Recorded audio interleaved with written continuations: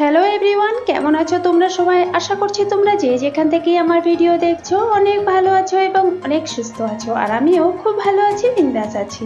তো আজ আবারও এসে গেছি একটা রেসিপি ভিডিও নিয়ে। তো আজ এখানে দেখো আমি মাছ কাটছি।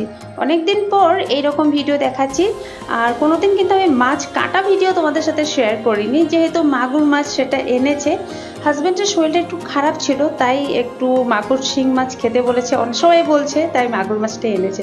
তো বালতিতে অনেকগুলোই রেখেছি, তো দুইটা মাছ বের করে আমি কেটে নিচ্ছি। এটা আজকে আমি বানাবো কাঁচা কলা ও আলু দিয়ে। কাঁচা কলাটা নুন হলুদ মাখিয়ে তারপর ধুয়ে রেখেছি।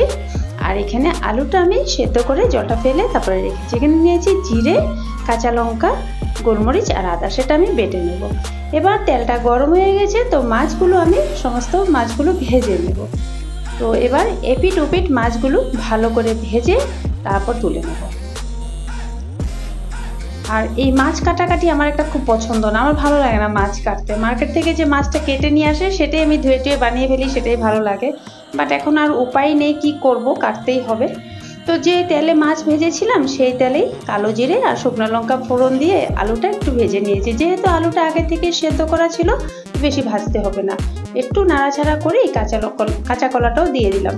তারপর নুন হলুদ স্বাদ অনুযায়ী দিয়ে দিলাম। আর যে মশলাটা বেটে নিয়েছিলাম সেই মশলাটা দিয়ে ভালো করে একটুখানি জল দিয়ে দিলাম প্লেটে করে, যেখানে মশলা নিয়েছিলাম সেখানে। এবার ঢাকা দিয়ে দেবো। এবার আমি তোমাদেরকে 4 থেকে 5 মিনিট পর দেখাচ্ছি। মশলা দিয়ে ভালো করে কষিয়েও নিচ্ছি আর ভালো করে সব কিছু সেদ্ধ হয়ে গেছে। এবার নর্মালি যেটা বড় টমেটো থাকে সেটা চাইলে তোমরা দিতে পারো, আমার কাছে বেবি টমেটো ছিল, সেটাই আমি দিয়ে দিয়েছি। আর 2টি কাঁচা লঙ্কাও দিয়ে দিলাম। এবার পরিমাণ অনুযায়ী আমি এখানে জল দিয়ে দেবো। আমি আমার মতন করে জল দিয়েছি, তোমরা যে যেরকম পছন্দ করো সেরকম জল দিতে পারো। জলটা আমি গরম জল ব্যবহার করছি, তোমরা যে কোনো জল, ঠান্ডা জলও দিতে পারো। আর গরম জলটা দিলেই কিন্তু সবসময় রান্নাতে ভালো, তো কুকিং প্রসেসটা থেমে যায় না। এবার ভেজে রাখা মাছটাও আমি দিয়ে দিলাম। আর সত্যি করে বলছি, মাছের ঝোলটা কিন্তু খুবই ভালো হয়েছিল। হাজব্যান্ড তো খেয়েছে, প্লাস আমিও খেয়েছি, আর ছেলেও দেখি খেয়েছে, বলেছে খুব ভালো হয়েছে। আর শুধু অসুস্থ লোকেরা না, সুস্থ লোকেরাও খেতে পারে। আর এই মাছটা কিন্তু শরীরের পক্ষে খুবই ভালো, ব্লাড হওয়ার সাহায্য করে।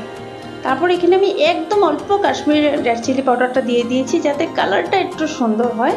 মানে দেখতেই যদি সুন্দর না হয়, খেতে আর কি ভালো লাগবে, সেটাই আর কি কথা। তো যাই হোক বন্ধুরা, ভিডিওটা আমি এখানেই শেষ করছি, যেহেতু মাছ রান্নাটা কমপ্লিট হয়ে গেছে। আশা করছি আমার ভিডিওটা তোমাদের ভালো লাগবে। যদি ভালো লাগে একটা লাইক কমেন্ট করে দিও। আর পরবর্তী ভিডিওতে দেখা হচ্ছে তোমাদের সাথে অন্য কোনো একটা ভিডিও নিয়ে। সবাই ভালো থেকো, সুস্থ থেকো, tata bye bye, take care.